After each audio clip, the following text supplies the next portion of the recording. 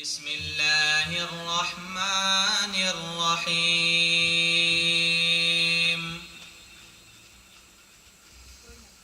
والشمس وضحاها والقمر اذا تلاها والنهار اذا جلاها والليل اذا يغشاها والسماء وما بناها والأرض وما طحاها ونفس وما سواها فألهمها فجورها وتقواها قد أفلح من زكاها وقد خاب من دساها كذبت ثمود بطغواها إذ انبعث أشقاها فقال لهم رسول الله ناقة الله وسقياها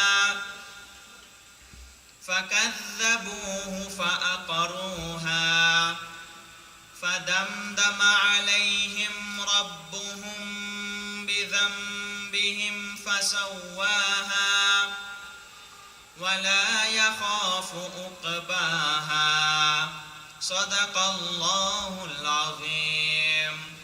صلی اللہ علیک یا رسول اللہ وسلم علیک یا حبیب اللہ صلی اللہ علیک یا رسول اللہ وسلم علیک یا حبیب. نعت سرکار کی پڑھتا ہوں میں،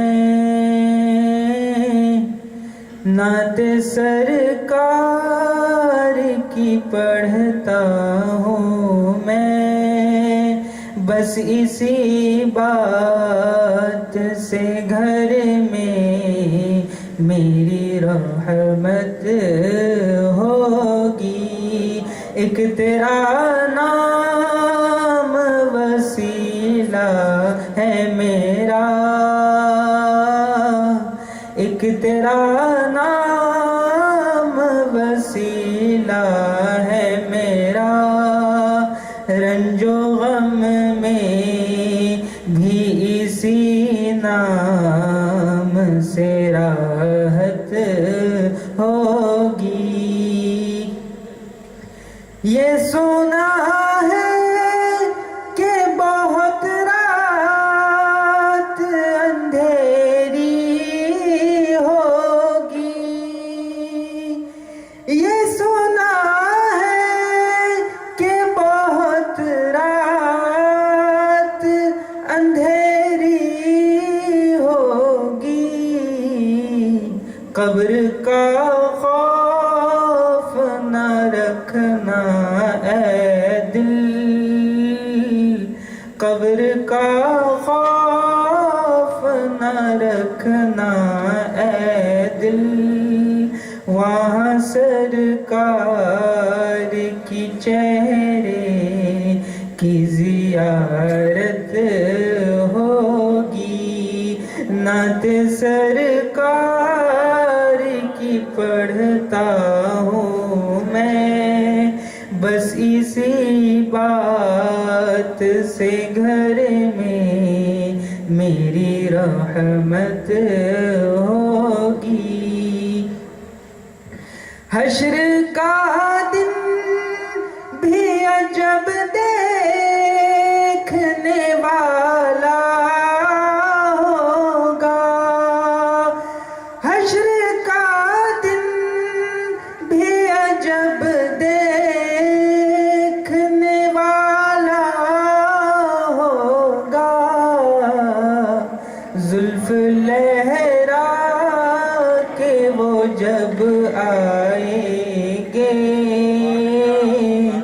زلف لہرا کے وہ جب آئیں گے، پھر قیامت میں بھی ایک اور قیامت ہوگی۔ نعت سرکار کی پڑھتا ہوں میں، بس اسی بات سے گھر میں میری رحمت ہوگی۔ ایک تیرا نام وسیلہ ہے میرا، ایک تیرا نام وسیلہ ہے میرا، رنج و غم میں بھی اسی نام سے راحت ہوگی۔ صلی اللہ علیہ یا رسول اللہ، وسلم علیک یا حبیب اللہ۔ صلی اللہ علیہ یا رسول اللہ، وسلم علیک یا حبیب اللہ۔ کس لب پہ کیا دعا ہے سرکار جانتے ہیں، کس کے دلوں میں کیا ہے سرکار جانتے ہیں، سرکار جانتے ہیں، سرکار جانتے ہیں، سرکار جانتے ہیں، سرکار جانتے ہیں، سرکار جانتے ہیں، سرکار جانتے ہیں، سرکار جانتے ہیں، سرکار جانتے ہیں۔ مردہ ہے یا کہ زندہ، بچے ہیں یا کہ بچہ، پختہ ہے یا کہ کچا، اور کس کا ہے یہ لطفہ؟ مردہ ہے یا کہ زندہ، بچے ہیں یا کہ بچہ، پختہ ہے یا کہ کچا، اور کس کا ہے یہ لطفہ؟ کسی کو بھلا خبر ہے، کسی کو بھلا خبر ہے، مجبور ہر بشر ہے، ماں کے شکم میں کیا ہے سرکار جانتے ہیں، سرکار جانتے ہیں، سرکار جانتے ہیں، سرکار جانتے ہیں، سرکار جانتے ہیں۔ شہ کے کھجور لے کر قبروں پہ ڈالتے ہیں، میت کی ہر سزا کو پل بھر میں ٹالتے ہیں۔ شہ کے کھجور لے کر قبروں پہ ڈالتے ہیں، میت کی ہر سزا کو پل بھر میں ٹالتے ہیں۔ مردہ ہے کس جگہ کا، مردہ ہے کس جگہ کا، اس کا ہے ماجرا کیا؟ قبروں میں حال کیا ہے سرکار جانتے ہیں، سرکار جانتے ہیں، سرکار جانتے جانتے ہیں سرکار جانتے ہیں سرکار جانتے ہیں سرکار جانتے ہیں سرکار جانتے ہیں سرکار جانتے ہیں سرکار جانتے ہیں صلی اللہ علیہ یا رسول اللہ وسلم علیہ یا حبیب صلی اللہ علیہ یا رسول اللہ وسلم علیہ یا حبیب اللہ حبیبی یا رسول اللہ حبیبی یا رسول اللہ حبیبی یا رسول اللہ حبیبی یا رسول اللہ حبیبی یا رسول اللہ حبیبی یا رسول اللہ حبیبی یا رسول اللہ حبیبی یا رسول اللہ تیرا کھاوا میں تیرے گیت گاوا یا رسول اللہ تیرا کھاوا میں تیرے گیت گاوا یا رسول اللہ تیرے میلاد میں کیوں نہ مناوا یا رسول اللہ تیرے میلاد میں کیوں نہ مناوا یا رسول اللہ حبیبی یا رسول اللہ حبیبی یا رسول اللہ حبیبی یا رسول اللہ حبیبی یا رسول اللہ سنا ہے آپ ہر عاشق کے گھر تشریف لاتے ہیں سنا ہے آپ ہر عاشق کے گھر تشریف لاتے ہیں میرا گھر میں بھی ہو جائے چراغاں یا رسول اللہ میرا گھر میں بھی ہو جائے چراغاں یا رسول اللہ حبیبی یا رسول اللہ حبیبی یا رسول اللہ حبیبی یا رسول اللہ حبیبی یا رسول اللہ حبیبی یا رسول اللہ حبیبی یا رسول اللہ صلی اللہ علیہ یا رسول اللہ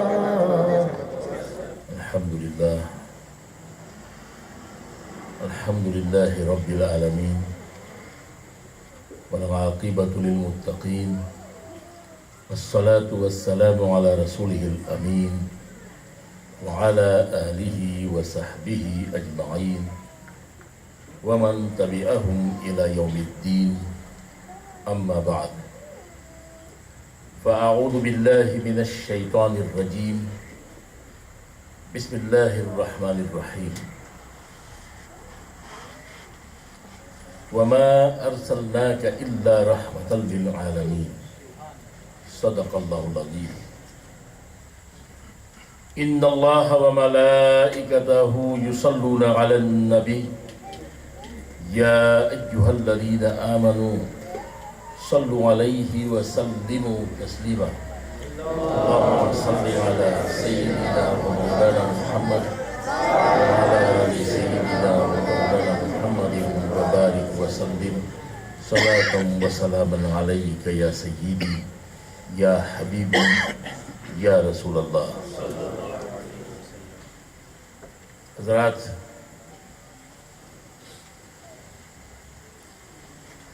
Wij zijn in een Eid Miladun Nabi bijeenkomst. Ik wil, voor ik verder praat, enkele dingen herhalen. Want we vergeten meestal. En omdat wij zoveel vergeten, missen wij en verliezen wij ook heel veel. We moeten weten dat wij hier tijdelijk op aarde zijn geplaatst door onze schepper, Allah Tabaraka wa Ta'ala. We zijn hier door onze God en schepper geplaatst, tijdelijk. En natuurlijk bouwen wij hier deze tijdelijke verblijfplaats bouwen wij op. Want ieder mens wil op een plaats blijven die heel mooi is, heel schoon is, heel aantrekkelijk is, heel aanzienlijk is. Iedereen moet naar die plaats opkijken en lofprijzen en zeggen: wat een geweldig huis heeft die meneer, wat een geweldige plaats bewoont hij. En dat doet iedereen. Sommige mensen slagen daar wel in, anderen minder, anderen helemaal niet. Maar dit is een tijdelijke verblijfplaats en wij zullen verhuizen van hier naar ons eeuwig verblijf. En daar zullen wij ook een heel mooie plaats willen hebben. Iedereen zal daar een heel mooie plaats willen hebben. Maar, zoals hier op aarde niet iedereen die mooie verblijfplaats krijgt, zullen wij daar ook die mooie verblijfplaats niet krijgen. Een heleboel mensen zullen dat niet hebben. En om daar die mooie verblijfplaats te krijgen, moeten wij niet hard werken. Hier op aarde moet je heel hard werken om een mooi huis te hebben. Daar in het hiernamaals kan je het heel gemakkelijk krijgen. Hoe? Wij zijn hier op aarde. We zijn hier in een bijeenkomst. Een Miladun Nabi bijeenkomst. Als je 1 keer Subhanallah zegt, hoeveel tijd heb je nodig daarvoor? Hoeveel inzet en vermogen heb je nodig daarvoor? Hoeveel moeite moet je doen om 1 keer Subhanallah te zeggen? Hoeveel inspanning heb je nodig? Niets. Als je 1 keer zegt Subhanallah, dan wordt er in Jannat, in het paradijs, een vruchtboom voor jou geplant. Maar wij willen dat niet hebben. Wij willen die vruchtboom niet hebben. We moeten alleen maar onze lippen een beetje bewegen, onze stembanden eventjes gebruiken, en dan hebben we een vruchtboom in Jannat. Alleen maar als je zegt Subhanallah. Maar we willen dat niet hebben, want niemand zegt het. We willen dat toch niet hebben. Waarvoor zijn we daarheen gekomen? Om tijd te verliezen? Verveel je je thuis? En kom je hier een beetje tijd verdrijven? Ik denk van niet.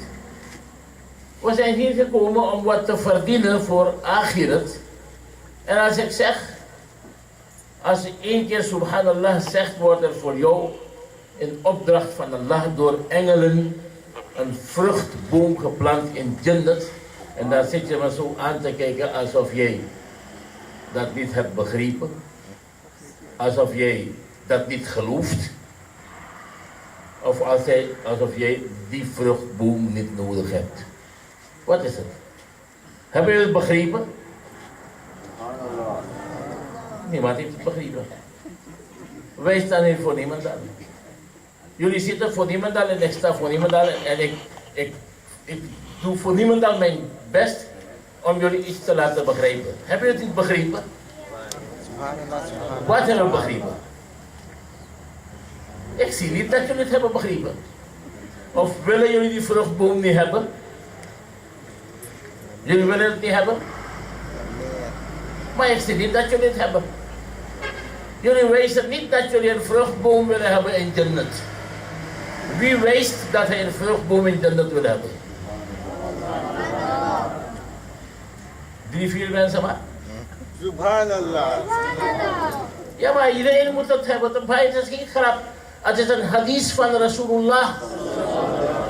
Wij geloven er niet in. Laat ons dan luidop telkens weer subhanallah zeggen dat er een boom voor ons wordt geplant.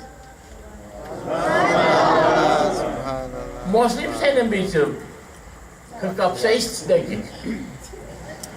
Nee, we moeten niet lachen. Moslims zijn gekapseist. Ze weten niet waarvoor ze moslims zijn. Oké, een tweede middel om een mooi huis te hebben en een mooie plaats te hebben in de toekomstige wereld is altijd als je de naam van Rasulullah sallallahu ta'ala alayhi wa sallam hoort.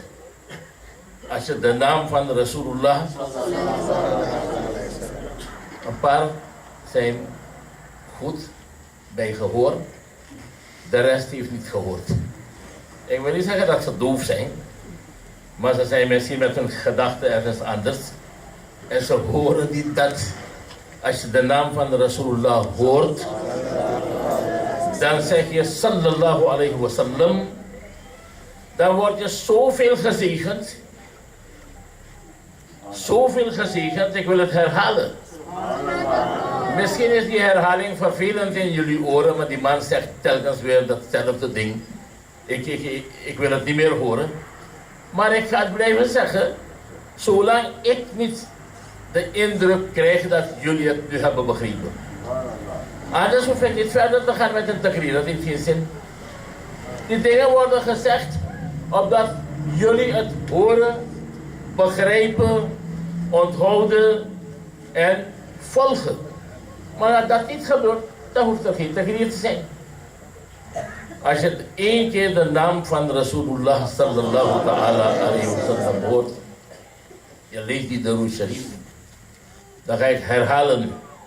Sommige mensen ze hebben herhaling nodig. Herhaling is altijd goed. Allah tabarak wa ta'ala heeft in zijn ibadat van de mensen, van zijn dienaren, de namaz, je leven lang moet je datzelfde herhalen. Blijven herhalen. Iedere rakat die je leest is maar 1 systeem.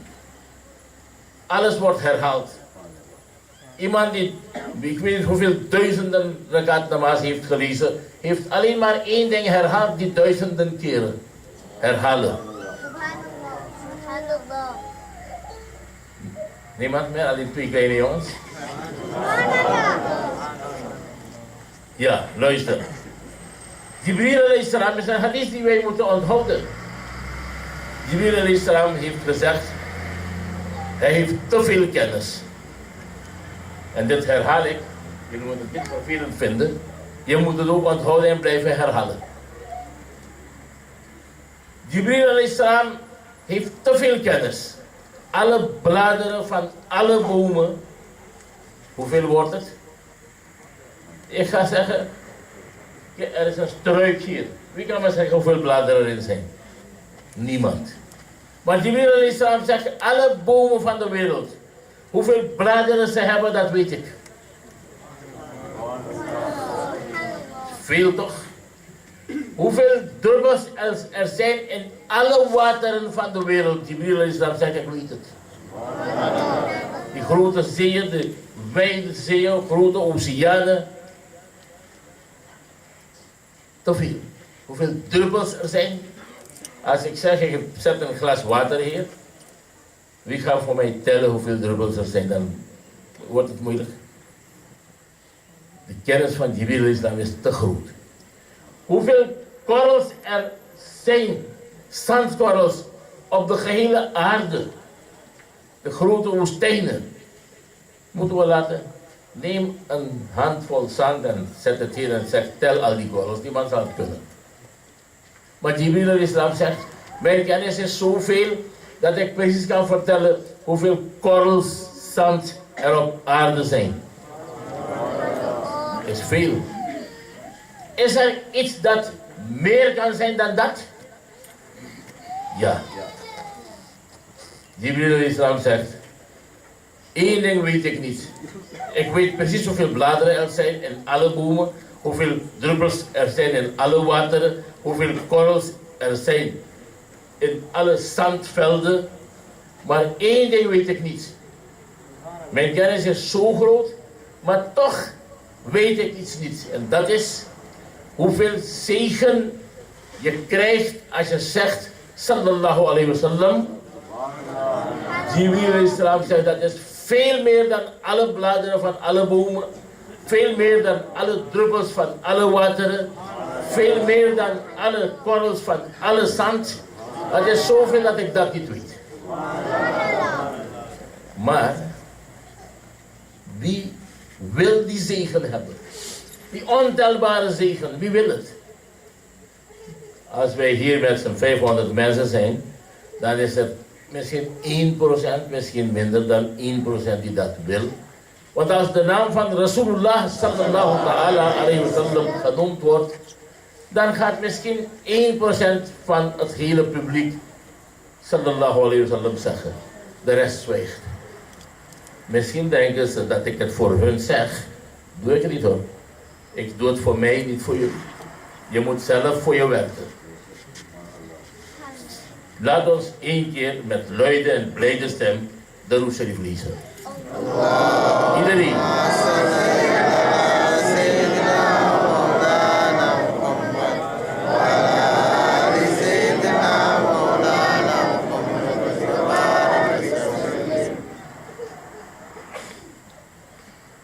Ik ga na Sharif zingen. En ik wil dat iedereen met mij meedoet. Het is een heel bekende naad met heel veel zegen. Heel bekende naad met heel veel zegen. Wij gaan allemaal, niemand zegt subhanallah, één persoon maar. Als je dat zegt, krijg ik niets hoor. Jij krijgt een vruchtboom in Jannat, niet ik. Laat ons samen met mij zingen. آج ہے مولود حضرت الصلاة والسلام. الصلاة والسلام is Darood Sharif. Krijg je ontelbare zegen. Hoeveel zegen? Meer dan alle bladeren van alle bomen. Meer dan alle druppels van alle wateren. Meer dan alle korrels van alle zand. Zoveel zegen krijg je als je zegt as-salatu was-salam. Aaj hai maulud hazrat as-salatu was-salam. Rehnuma dunya mein aaye as-salatu was-salam. Rehnuma दुनिया में आए अस्सलातु वस्सलाम. जब हुए पैदा मुहम्मद, जब हुए पैदा मुहम्मद, मुश्क की आई हवा. जब हुए पैदा मुहम्मद, मुश्क की आई हवा. भर गई खुशबू से दुनिया अस्सलातु वस्सलाम भर गई, खुशबू से दुनिया अस्सलातु वस्सलाम। पैदा हो के सजदा करके यूं कहा इल्हाम से, पैदा हो के सजदा करके यूं कहा इल्हाम से, बख्श दो उम्मत खुदाया अस्सलातु वस्सलाम। नारे तकबीर, नारे रिसालत। बख्श दो उम्मत खुदाया अस्सलातु वस्सलाम। नूर पेशानी से चमका सारे घर रोशन हुए, नूर पेशानी से चमका सारे घर रोशन हुए। जिब्राइल आकर पुकारे अस्सलातु वस्सलाम, जिब्राइल आकर पुकारे अस्सलातु वस्सलाम।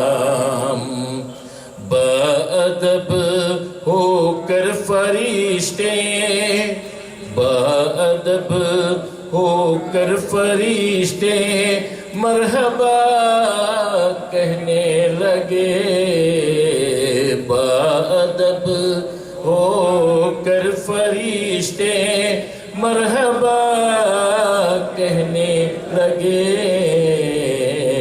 खुद खुदा खुश हो के बोला अस्सलातु वस्सलाम, खुद खुदा खुश हो के बोला अस्सलातु वस्सलाम।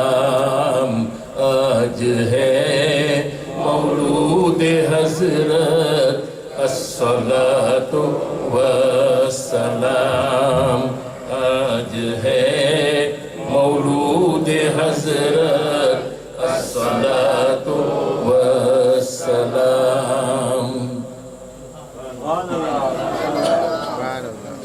Hazrat,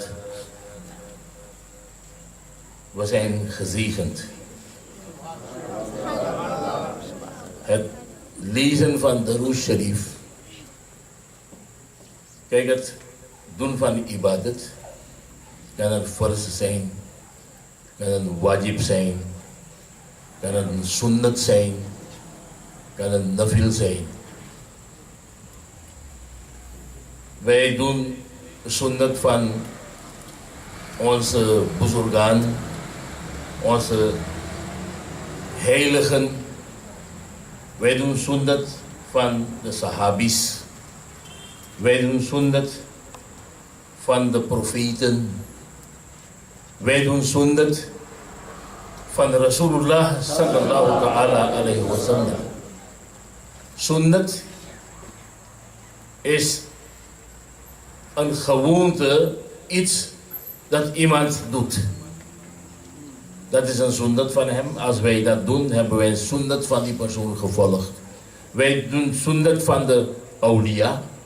Wat een wali heeft gedaan, doen wij ook. Bepaalde namazsystemen, hoeveel rakat er wordt gelezen, op welke tijd, zijn de sunnats van de awliya. Sunnats van de sahaba. Sunnat van de anbiya. Sunnat van de engelen. Sunnat van de engelen. Er is één heel belangrijk sunnat van de engelen die bijna niemand onthoudt. Ik zal het even vertellen, dat is hier buiten de context van mijn lezing, maar ik zal het even vertellen. Eén heel belangrijke sunnat die de mensen zijn vergeten. Als iemand jou wat vraagt en je weet het niet, dan moet je niet iets gaan verzinnen om je eer te redden. En je durft niet te zeggen, ik weet het niet. Het zeggen van ik weet het niet is een sunnat van de engelen. Een sunnat van de engelen. Toen Allah tabaraka wa ta'ala Adam alayhi salam had begunstigd met kennis over alle dingen. Dat is Koran al-Karim. Men zegt tegenwoordig, Rasulullah weet niet alle dingen. Sallallahu alayhi wa sallam. Maar Allah tabaraka wa ta'ala zegt in de Koran al-Karim, وَعَلَّمَ آدَمَ الْأَسْمَاءَ كُلَّهَا. Allah ta'ala leerde Adam alayhi salam de namen van alle dingen. En als je die namen hebt geleerd, moet je die vorm, de eigenschappen, het nut, het nadeel, alles moet je leren, toch? Je kan niet alleen die bepaalde namen kennen, maar je weet niet wat die dingen zijn. Allah tabaraka wa ta'ala zegt in de Koran al-Karim, وَعَلَّمَ آدَمَ الْأَسْمَاءَ كُلَّهَا. Alle dingen. Kennis van alle dingen kreeg Adam alayhi salam. En Allah tabaraka wa ta'ala vroeg de engelen. Zei, o engelen. Daarin had je Jibril alayhi salam. Daarin had je ook Mikael alayhi salam, Israfil alayhi salam, Israel alayhi salam, Kiraman Katibin, Munkar Nakir. Alle engelen had je daar. En daarin had je ook Shaitan, Iblis, Azazil heette hij toen. Men zegt tegenwoordig, ja, de kennis van Shaitan is groter dan die van Rasulullah. Dat zegt men. Maar Shaitan was er ook bij. Allah Ta'ala vroeg ze. Kennen jullie de namen van deze dingen? Die engelen begonnen niet uitwegen te zoeken en verzinselen te bedenken om hun eer te redden, dat ze geweldig zijn, ze weten het. Ze zeiden, o Allah, wij weten het niet. Wij weten het niet, wij weten alleen dat wat u ons heeft geleerd. قالوا لا علم لنا إلا ما علمتنا. We hebben geen kennis, behalve dan de kennis die wij van u hebben gekregen. Dus het zeggen van, ik weet het niet, is een sunnat van de engelen. Wij mensen moeten dat kunnen leren. Leren zeggen, ik weet het niet. Maar tegenwoordig als je zegt, ik weet het niet, word je uitgelachen. Als je een sunnat van de engelen volgt, word je uitgelachen. Hey, dat maar nog sabat niet. Terwijl die persoon die vraagt zelf niet weet. Wij volgen sunnat. Een heleboel dingen doen wij die sunnat zijn van Rasulullah. Sallallahu ta'ala alayhi wa sallam. Maar er is één ding. Eén ding. Dat sunnat is van alle schepselen. Eén ding dat de sunnat is van alles wat er bestaat. De dieren lezen de Roes Sharif. De landdieren, de viervoeters, de kruipende dieren. De vissen in de oceanen en de zeeën. De vogels in de lucht. Alles wat leeft, leest de Roes Sharif. En zelfs dingen die wij als dode dingen zien, zonder leven, die lezen ook de Roes Sharif. Het is toch zoveel keer verteld in de hadith, dat Rasulullah sallallahu ta'ala alayhi wa sallam, als hij langs planten voorbij ging, dan hoorden de sahabis stemmen uit de planten, die zeiden, as-salatu was-salamu alayka ya Rasulallah. Het is toch zoveel keer gezegd dat dieren bij Rasul sallallahu ta'ala alayhi wa sallam kwamen, of dieren die op de weg van Rasul sallallahu alayhi wa sallam doorkruisten, dat zij de profeet alayhi sallam begroeten met as-salatu was-salamu alayka ya Rasulallah. Het is toch zoveel keer voorgekomen dat stenen en bergen de profeet Mohammed a.s. groeten met de woorden As-salatu wassalamu alayka ya Rasulallah. Het is toch een heel bekend feit dat Abu Jahl met zijn gevouwen hand kwam en vroeg, vertel me wat hierin is. Want je zegt, je bent een profeet van Allah. Je bent een profeet van Allah. Laat me hierbij ook even stilstaan. Wat in mijn hand verborgen is ghaib, toch? Ghaib betekent verborgen. Verborgen. Wat ik hier in mijn hand hou, is ghaib voor iedereen, want niemand weet wat het is. En als ik zeg, vertel me wat hier is, dan kan ik geloven dat je een profeet bent. Als je het niet weet, dan ben je geen profeet. Wat verstaan wij? Dat zelfs Abu Jahl de akida had dat profeten ghaib kennen. Zelfs Abu Jahl had die akida, die overtuiging. Daarom zeggen we, je bent profeet. Vertel me wat ik hier verborgen houd. En die Wahhabis zeggen, nee man, Rasulullah kent geen ghaib. En Abu Jahl zei, Rasulullah kent ghaib. En die Wahhabis zeggen, nee, hij kent het niet. In dit opzicht, ik zeg niet in alle opzichten, maar in dit opzicht is Abu Jahl dan toch beter dan die Wahhabis, denk ik hoor. In dit opzicht. Oké, maar daarover zijn we niet hier gekomen, maar ik heb het een beetje gezegd. De stenen lezen de Darus Sharif. Alle landdieren, zeedieren, luchtdieren, alle engelen lezen de Darus Sharif. Alle engelen. En ook, het is een sunnat dus van alles wat bestaat, de Darus Sharif. En zelfs Allah Ta'ala leest de Darus Sharif. Dus de Darus Sharif is een sunnat van alle schepselen. Zelfs van Allah Tabarak wa Ta'ala is het een sunnat. De Darus Sharif lezen is het sunnat ook van Allah Tabarak wa Ta'ala. Laat ons één keer met blijdschap de Darus Sharif lezen.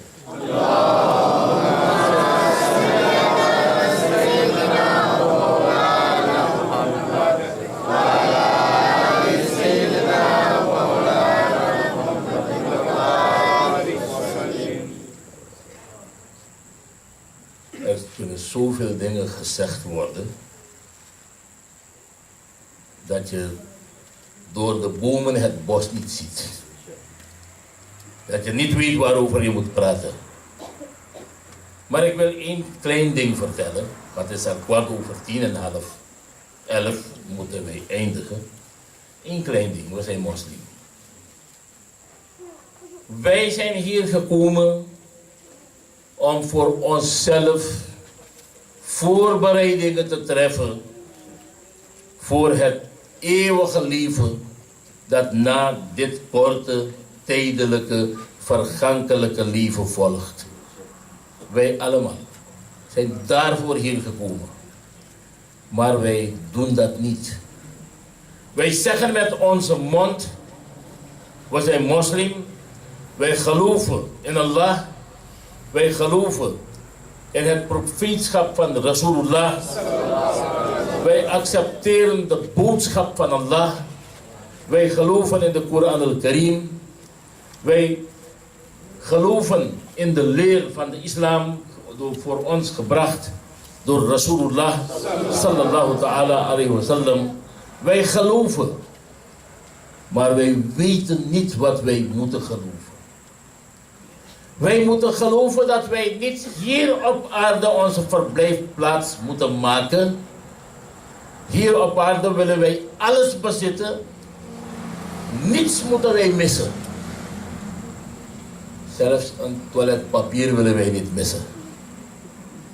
Alles moeten wij hier hebben. Maar wat doen wij als wij moslims zijn, als wij geloven dat wij hier tijdelijk zijn? En dat wij moeten voorbereiden en werken voor de akhirat, voor het hiernamaals. Dat geloven wij. Iedere moslim zegt, ja, ik geloof dat. Als iemand zegt, nee, dat geloof ik niet, dan is hij geen moslim. Want het is een van de basisbeginselen van de islam om te geloven dat het latere leven komt en dat eeuwig zal zijn. En dat wij hier zijn gekomen om te werken voor dat latere leven. Dat gelooft iedereen, iedere moslim. Maar doen wij dat? Ik zie niet gebeuren dat moslims zeggen: nee, mijn huis ga ik niet hier bouwen hoor. Want ik ga niet een huis bouwen dat ik ga verlaten en ergens ga ik gaan waar ik geen huis heb gebouwd. Niemand zegt dat. Nee, hier moet ik het bouwen. Niemand zegt: ik moet hier een erf hebben met allerlei landerijen en gewassen en weet ik veel. Ik moet hier een mooi niet hier, daar moet ik het hebben. Nee, we zeggen met onze man, we moeten het daar hebben, maar we bouwen het niet daar, we bouwen het hier. Niemand zegt dat ik daar een mooi vervoermiddel moet hebben, dus laat me hier dit hebben, daar moet ik het hebben. Nee, niemand denkt aan daar, iedereen denkt, hier moet ik het hebben. Als ik in die auto rijd, dan moet ik in de zijspiegel kijken of die mensen naar me kijken. Want ik rijd een geweldige auto. En op de dag van de Qiyamah zullen wij niets hebben. Geen vervoermiddel. Allah tabarak wa ta'ala zal zeggen: hier is de Poel Sirat. Heb je een vervoermiddel gebracht om daar over te steken daarop? Nee. Mijn Prado is in Suriname gebleven. Ik heb het niet meegenomen. Niets heb ik. Maar we zijn moslim. Laat ons even gaan kijken. Zo kan ik een hele rij van dingen opnoemen. Maar wat heb ik eraan? Iedereen probeert zijn bankrekening vet te maken. Bankrekening moet dik zijn. Bankrekening is zo dik dat die meneer niet eet en hij vermagert. Eet je ook? Ja, kan dal na. Boma na ja. Boma me pati isa piyon. Oké, son, mooi son. Son. Ja, wij gaan onze bankrekening hier groot maken.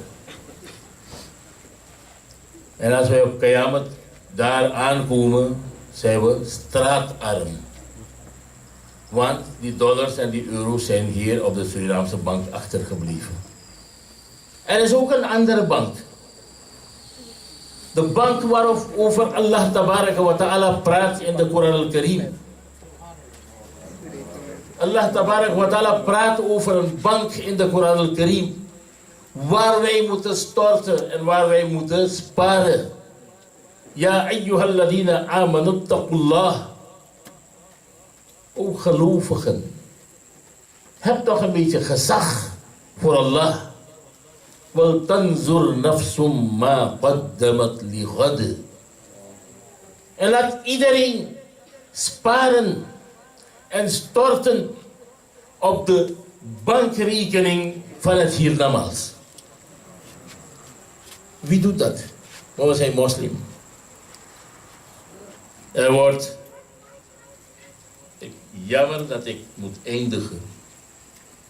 Maar we hebben nu Miladul Nabi Jalsa. We hebben meermalen gehoord, als je iets krijgt van Allah subhanahu wa ta'ala, moet je blijdschap tonen. فَبِذَلِكَ فَلْيَفْرَحُوا. Toon blijdschap. Wat betekent فَلْيَفْرَحُوا?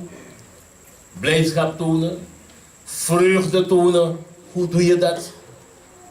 فَلْيَفْرَحُوا betekent niets anders dan feest vieren. Vier het feest.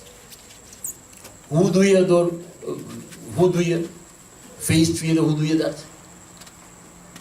Kan iemand feest vieren zonder blij te zijn? Je moet toch blij zijn om feest te kunnen vieren.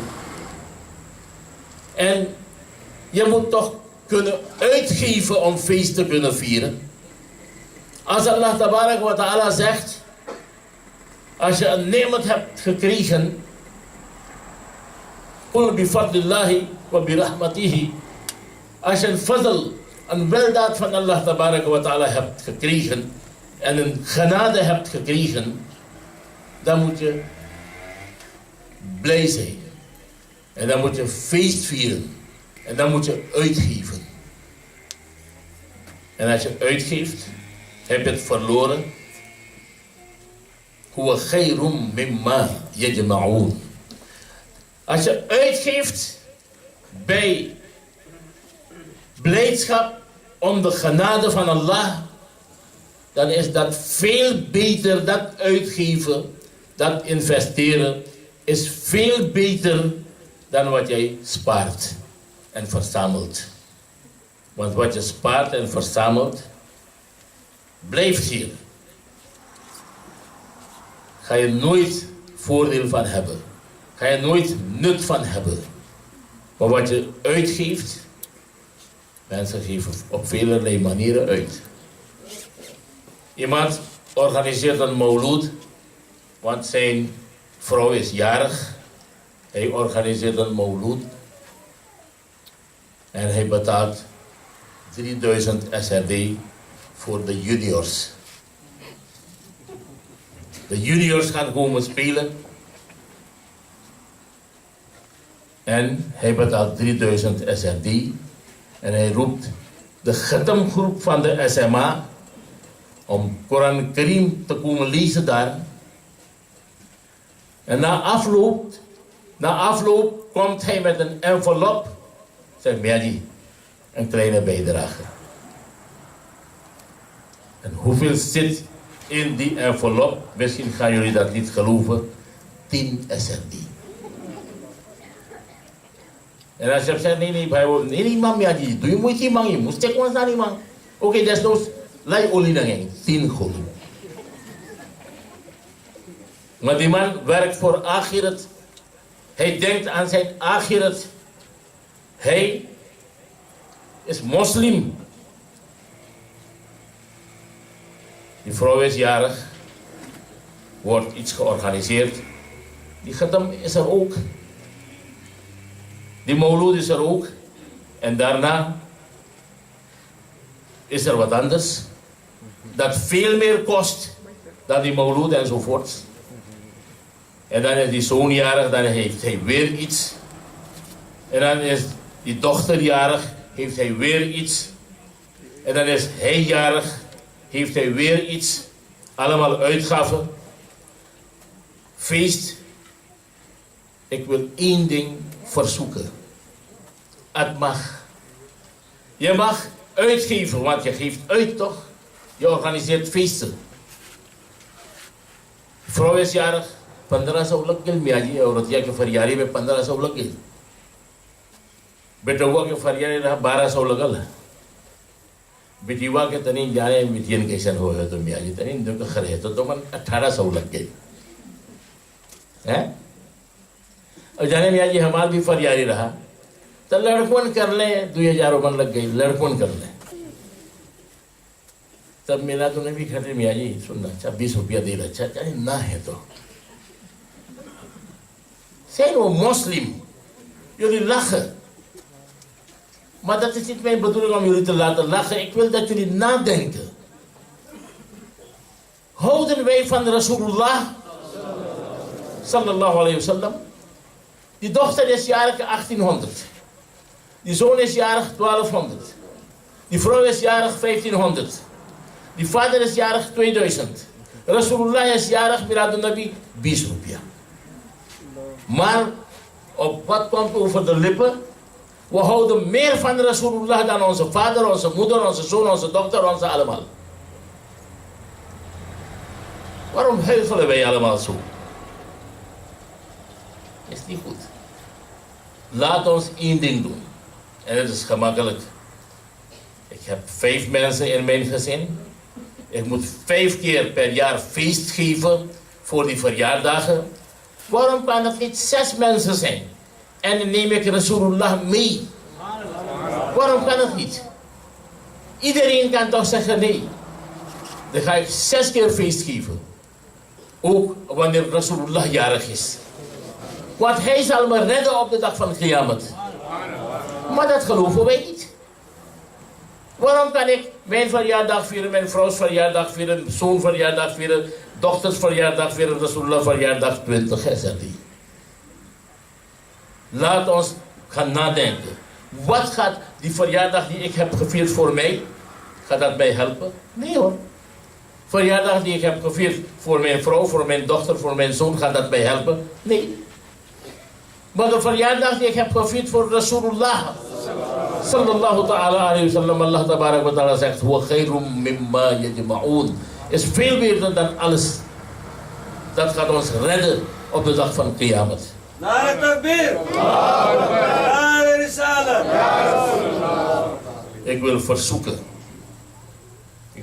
Ik heb veel gepraat. Maar het is de gewoonte van mensen toch? Hoe meer ze praten, als ze eindigen, dan zeggen ze, ik wil niet veel praten. Terwijl ze een heleboel hebben gepraat. Zeggen ze, ik wil niet veel praten. Maar laat ons serieus zijn. Laat ons het volgende jaar zo zijn.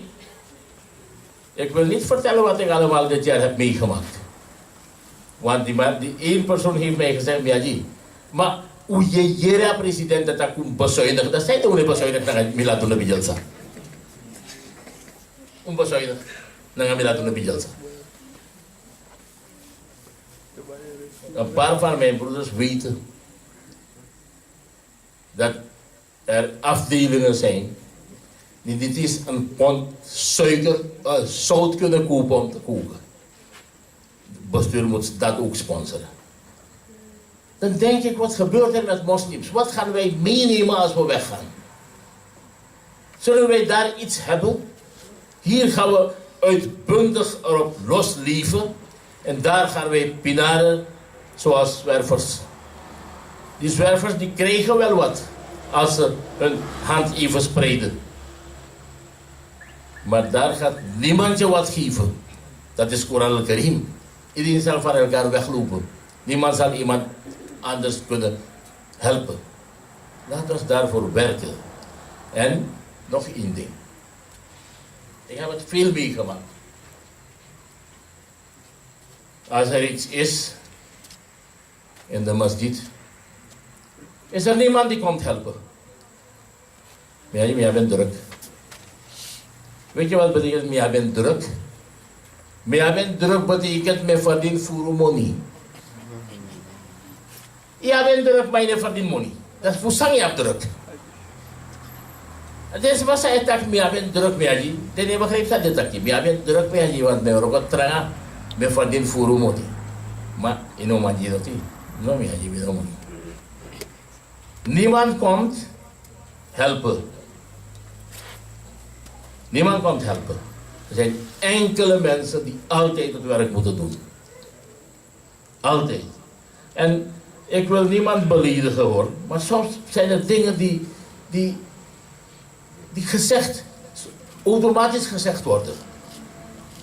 Bij Kurbani heb je 20 tot 30 mensen in een kleine jamaat die komen helpen vlees snijden. Maar met Milado Nabi Jalsa heb je 3 mensen die komen helpen koken. Maar als het Kurbani is, heb je 30 mensen. Heb je mina van jamaat? Mina van jamaat. En als bij Kurbani, dan moeten er 120 pakken vlees verdeeld worden in het resort. En als je geld gaat ophalen voor Milado Nabi, dan heb je niet eens 120 SRD. Sorry dat ik deze dingen heb geuit. Wij moeten een beetje tot bezinning komen van wat wij zijn, wie wij zijn, waarvoor leven wij. Wij kennen Hazrat Khadijatul Kubra radiyallahu ta'ala anha niet. Zij was 40 jaar, 2 keer weduwe. Rasulullah sallallahu ta'ala alayhi wa sallam, 25 jaar, een jongeman. En Hazrat Khadijatul Kubra was een multimiljardair in Makkatul Mukarrama. En zij vraagt Rasulullah. Men zegt, Die meneer heeft om de hand van die vrouw gevraagd. Maar daar was het omgekeerd. Die vrouw heeft om de hand van de meneer gevraagd. En de oom van Rasulullah ging akkoord. Rasulullah sallallahu ta'ala alayhi wasallam trouwde een wees die niets bezat, trouwde met een multimiljardair. En nadat Rasulullah sallallahu ta'ala alayhi wasallam zijn profeetschap bekend maakte en de islam begon te prediken, en dat Khadijatul Kubra hoorde dat er gespaard moest worden op de bank van de Akhirat, gaf zij al haar miljarden weg op de weg van de islam. En toen zij stierf had zij geen rode duit, geen cent. Ze had niets. Ze had alles gespaard op de bank van de toekomst, van Akhirat. Wij kennen Hazrat Usman al-Ghani toch wel. Toen Rasulullah sallallahu ta'ala alayhi wa sallam een oproep deed dat er jihad was en dat de moslims moesten bijdragen, zei Hazrat Usman al-Ghani, ja Rasulullah, ik geef 100 kamelen en de uitrusting voor 100 soldaten, bewapening en alles. Rasul sallallahu ta'ala sallam was heel blij. Hij vroeg, wie geeft nog meer? Usman al-Ghani heeft al zoveel gegeven. Is er nog iemand? Hazrat Usman al-Ghani zei, ja Rasulullah, ik ben er nog steeds. Weer geef ik zoveel. Rasul sallallahu ta'ala sallam vroeg, iemand nog? Hazrat Usman al-Ghani radiyallahu ta'ala zei, ja Rasulullah, weer ik. 3 keer. En toen zei Rasulullah sallallahu ta'ala alayhi wa sallam, al geeft Usman al-Ghani nooit meer iets, zijn jannat is gegarandeerd. En wat deed Usman al-Ghani toen? Als wij het zouden zijn geweest, zouden wij denken, ai, dan ben ik doen niks meer, want ik heb jannat gehad. Hij zei, ja Rasulullah, geef nogmaals zoveel. Nadat zijn jannat gegarandeerd was, gaf hij weer. En maar was hij moslim. Kijk hun islam en kijk onze islam. Was hij moslim? Zij waren ook moslim. De sahabas, die gingen wedijveren met elkaar. Op welk gebied? Tegenwoordig wordt er ook gewedijverd, heel veel. A buurman oso mooier en minutan jaya en mekwantra oso. Dat is tegenwoordig wedijver. Oh, vriendin heeft me bij wanneer je apong jaren dat ben na sefku. Amino ganjal sa me mabuang toe.